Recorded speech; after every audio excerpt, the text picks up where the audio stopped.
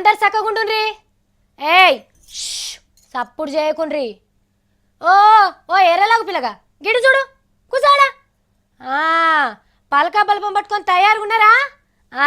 ఇక రాసుకోండ్రి.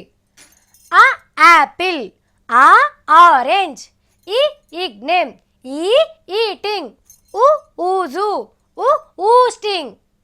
ఏంది అటు తెలుగు కాకుండా ఇటు ఇంగ్లీష్ కాకుండా నడుమిట్ల తెంగ్లీష్ చెప్పబట్టేనేమో అని అనుకుంటుండ్రా? ఇగో అన్ని బళ్ళల్లా పోరగాళ్ళు గిట్లనే చదువుతున్నారట. మరిగా కాకపోతే మీరు కూడా చూడండి, ఎల్లికి ఉల్లియావా ఉల్లికి ఎల్లియావా అన్నట్టు అయ్యవ్వలు బల్లె సార్లు చేయబట్టే మనకాడి పోరగాళ్లకు ఇంగ్లీష్ మీదనే యావ గుంజుకుంటున్నదట. ఆ అమ్మా అని చదువుకోమంటే ఎం ఫర్ మమ్మీ లేకపోతే మంకీ అనే చదువుకుంటామంటున్నారట.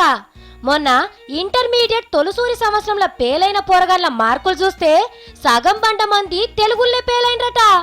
నెరీకి హైదరాబాదు దాని చుట్టుండే రంగారెడ్డి జిల్లాల పోరగాళ్లైతే ఇంగ్లీష్లా ఇర్రగా మరగ మార్కులు తెచ్చుకొని తెలుగు కాడికి వచ్చే వరకు తెడ్డు వారేసిన పడవల కూర్చున్నట్టే తెల్ల ముఖం పెడుతున్నారట.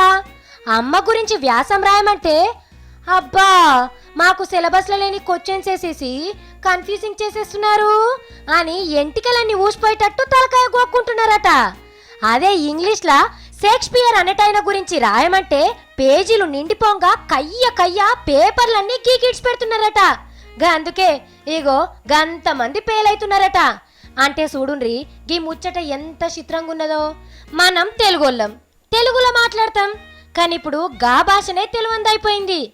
ఇక గిట్లనే పోతే ఇంకొన్నొద్దులకు తెలుగు తెలిసేనా అంటే తెలుగు వేర్ ఇస్ దట్ అంటారు కావచ్చు మన పోరగాళ్ళు.